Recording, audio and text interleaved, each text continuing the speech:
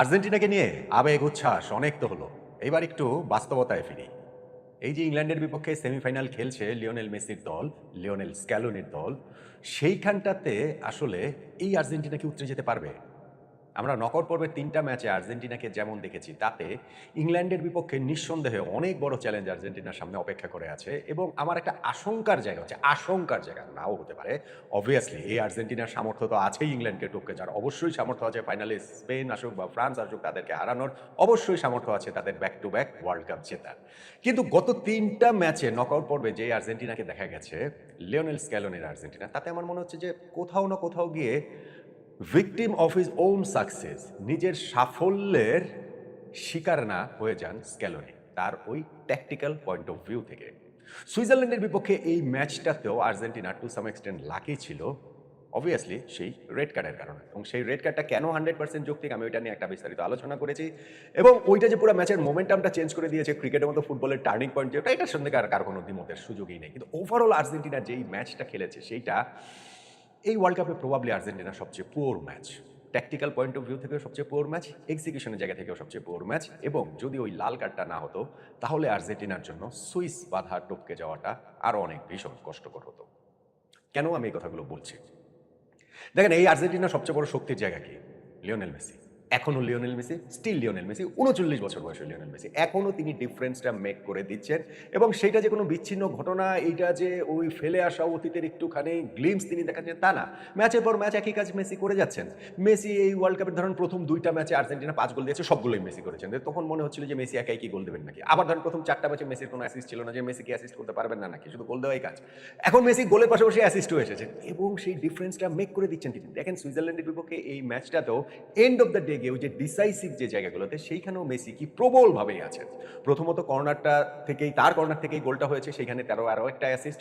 এবং দ্বিতীয়ত হুলিয়ান আলভারেজের যে গোলটা, সেইখানটাতেও কিন্তু মেসির একটা শটই কিন্তু ঠেকিয়েছিলেন সুইস কিপার। সেইটাই আবার যখন ঘুরে ফিরে আসলো এখানে হুলিয়ান আলভারেজের কাছে, তিনি ওই গোলটা দিলেন। ফলে আপনি এখনো দেখেন এই ৩৯ বছর বয়সেও মেসি সেই 90 মিনিটস, ১২০ মিনিট কিভাবে, আমরা বলতে পারবো না যে শেষ ঘামবিন্দু দিয়ে খেলেন। শেষ ঘামবিন্দু দিয়ে অবশ্যই খেলেন, কিন্তু মেসি তো আর এখন খেলার প্যাটার্ন ওইটা না।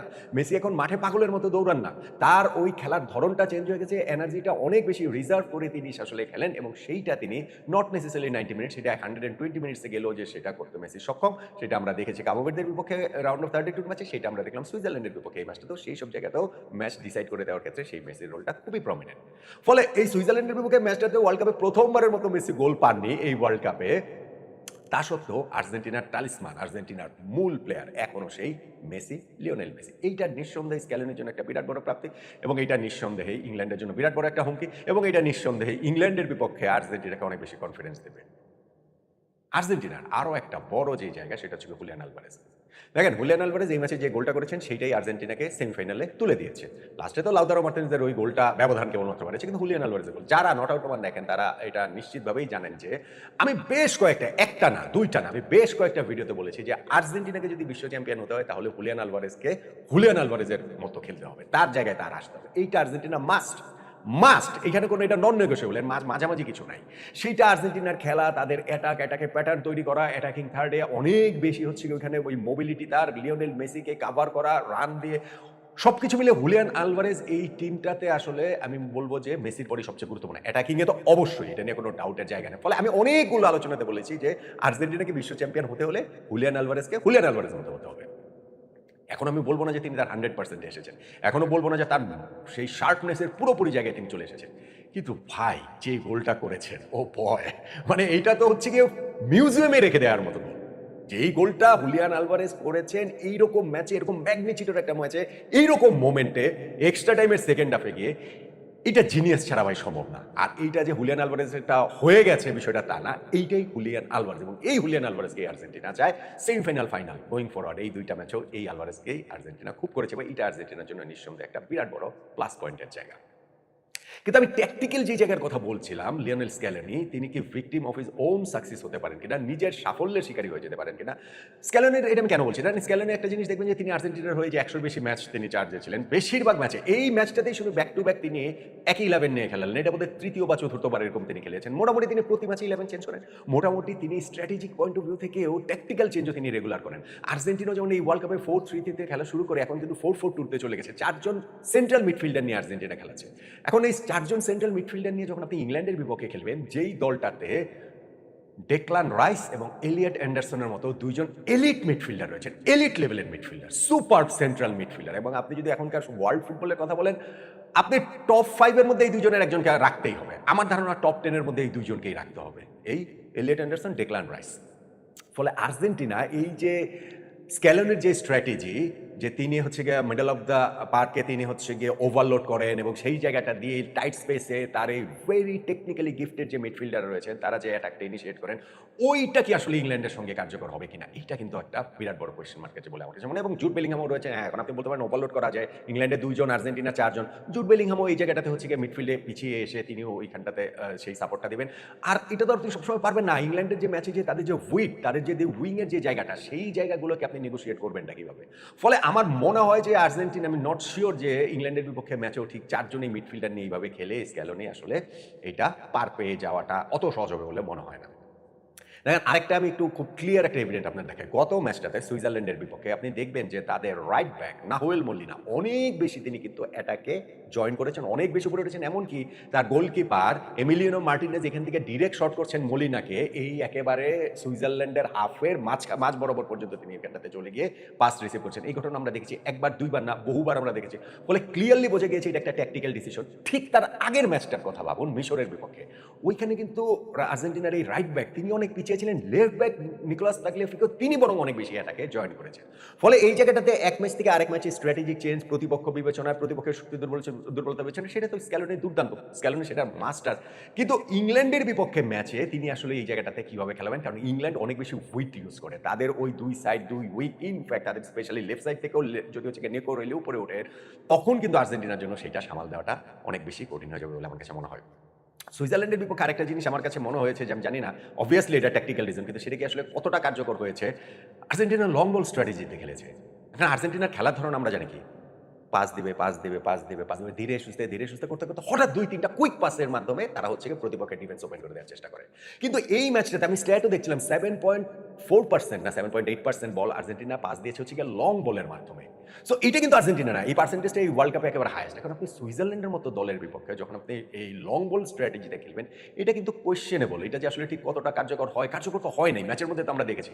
আপনি ওই লাল কার্ড খাওয়ার পরে সুইজারল্যান্ডের অবস্থাটার কথা বাদ দেন, মানে ওইটা তো একটা অসম লড়াই হয়েছে, এবং আমিও ওই অসম লড়াইটাতে আমারও পয়েন্টও একটাই, যে ওই লাল কার্ডেই ম্যাচ শেষ, আর্জেন্টিনা হয় 90 মিনিটে জিতবে বা 120 মিনিটে জিতবে বা টাই ব্রেকারে গিয়ে জিতবে, মানে ম্যাচটা তখন আর কোনোভাবেই ইনব্যালেন্সে ছিল না। কিন্তু এর বাইরে যে লং বল স্ট্র্যাটেজিতে আর্জেন্টিনা খেলেছে, সেইটা সুইজারল্যান্ডের বিপক্ষে খুব কার্যকর হয়েছে বলে মনে হয় না, এবং ইংল্যান্ডের বিপক্ষে আরও বেশি হবে না। ইংল্যান্ডের বিপক্ষে হবেই না, কারণ হচ্ছে কি এই লং বল স্ট্র্যাটেজির মাস্টার হচ্ছে মানে আতুর গড়েই ইংল্যান্ড সারা জীবন ওইভাবেই খেলেছে। এখন না হয় ইংল্যান্ড চেঞ্জ হয়েছে, কিন্তু ওইটা তাদের একেবারে ডিএনএর মধ্যে রয়ে গেছে। ফলে এইটা খেলে আসলে ইংল্যান্ডের সঙ্গে যে পার পাওয়া যাবে, আমার কাছে সেটা মনে হয় না। ফলে স্ক্যালোনির এই জায়গাটাতেও নিঃসন্দেহে চিন্তা করার সুযোগ অবশ্যই থাকছে।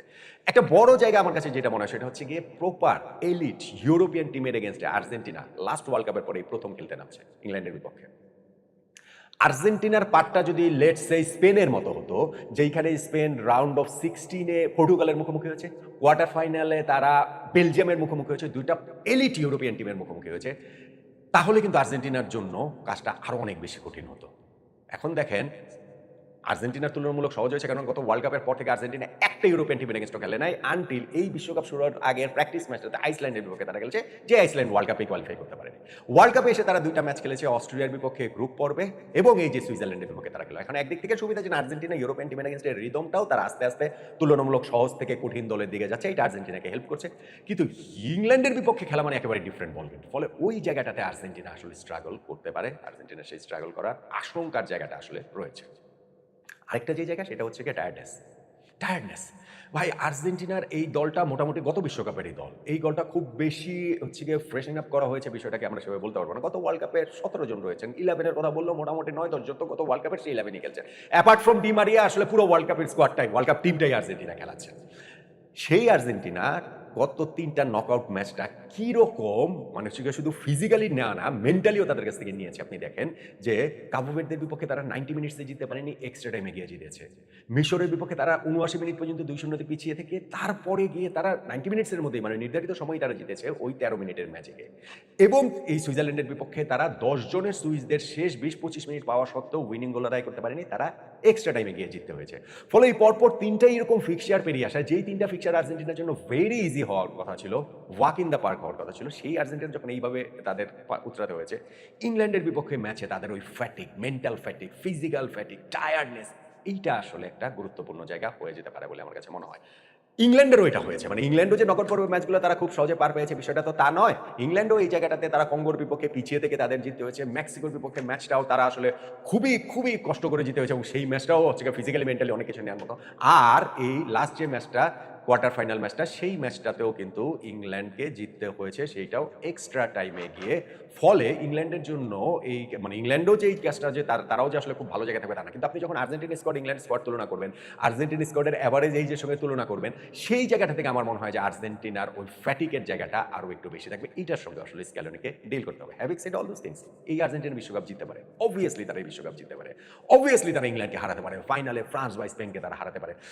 কিন্তু এই যে ফ্যাক্টরগুলোর কথা আমি বললাম, আমি জানি না ঠিক যে লিওনেল স্ক্যালোনি ইংল্যান্ডের বিপক্ষে ম্যাচে তার টিমকে কোন ফরমেশনে মাঠে নামাবেন, কোন স্ট্র্যাটেজিতে খেলাবেন। তবে সুইজারল্যান্ডের বিপক্ষে ম্যাচটা টু সাম এক্সটেন্ট, অনেক দিক থেকে, টু সাম এক্সটেন্ট না, অনেক দিক থেকে আর্জেন্টিনা আসলে লাকি। কেননা ওই রেড কার্ডটা না হলে আর্জেন্টিনার জন্য এই ম্যাচ উতরানোটা যত কঠিন হয়েছে তার চেয়েও আরো অনেক বেশি কঠিন হতো। কিন্তু এলিট যে টিম, এলিট যে কোচ, যার হাতে এতগুলো এলিট প্লেয়ার রয়েছে, তারা তো এই চ্যালেঞ্জের জায়গাগুলোতেই থ্রাইভ করেন। এই চ্যালেঞ্জটা তো উত্তরানোই তো হচ্ছে গিয়ে বিশ্ব চ্যাম্পিয়নদের হলমার্ক। এবং এই আর্জেন্টিনা যেহেতু ৪ বছর আগে একবার বিশ্বকাপ জিতেছে, তারা নো হাউটা অন্য যে কারো চেয়ে ভালো জানে। যে কারো চেয়ে ভালো জানে যে এই পরিস্থিতিগুলো থেকে কিভাবে উতরে যেতে হয়। ফলে সেইগুলো উতরে যেয়ে ইংল্যান্ডের বিপক্ষে ম্যাচ জিতে ফাইনাল খেলায় এই আর্জেন্টিনার পক্ষে সম্ভব, ভীষণ রকমেরই সম্ভব। সেইটা গত ৩ টা ম্যাচ আর্জেন্টিনার জন্য জেতা যত কঠিনই হোক না কেন। লিওনেল মেসি এবং আর্জেন্টিনার আরেকটা বিশ্বকাপ জয়কে তাই রুলড আউট করে দেওয়াটা স্রেফ বোকামি ছাড়া আর কিছু না।